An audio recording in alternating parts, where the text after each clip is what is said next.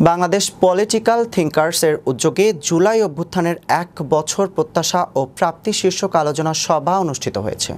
Bangladesh political থিংকার্সের উদ্যোগে জাতীয় press ক্লাবের মাওলানা আকরাম খাঁ হলে জুলাই অভ্যুত্থানের ১ বছর প্রত্যাশা ও প্রাপ্তি শীর্ষক এই আলোচনা সভা অনুষ্ঠিত হয়।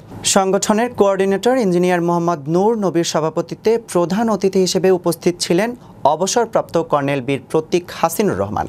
বিশেষ অতিথি হিসেবে উপস্থিত ছিলেন ছাত্র শিবিরের সাবেক কেন্দ্রীয় সভাপতি ও বাংলাদেশ শ্রমিক কল্যাণ ফেডারেশনের কেন্দ্রীয় সেক্রেটারি অ্যাডভোকেট আতিকুর রহমান, ঢাকা সাংবাদিক ইউনিয়নের সভাপতি শহীদুল ইসলাম, জুলাই ঐক্যের সংগঠক ইসরাফিল ফরাজি এবং জুলাই যোদ্ধা হাসনাতুল ইসলাম ফাইয়াজ। প্রধান অতিথি তার বক্তব্যে বলেন, শেখ মুজিবুর রহমান বাংলাদেশের স্বাধীনতা চান নাই, তিনি চেয়েছেন ক্ষমতা, অথচ তাকে পুঁজি করে তার মেয়ে বাংলাদেশের মালিক বনে গিয়েছিলেন। দেশে ফ্যাসিবাদ কায়েম করেছিল।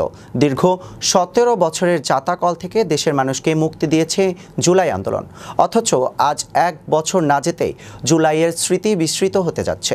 এই সময় সংগঠনের সদস্য ইঞ্জিনিয়ার মোহাম্মদ আলমগীর হোসেনের পরিচালনায় অনুষ্ঠানে অন্যান্যের মধ্যে আরও উপস্থিত ছিলেন অ্যাক্টিভিস্ট আরমান শাহাদাত জনি, বিপিটিএর অন্যতম উদ্যোক্তা জাফর আহমেদ, সিরাজুল ইসলাম ফিরোজ সহ আরও অনেকে।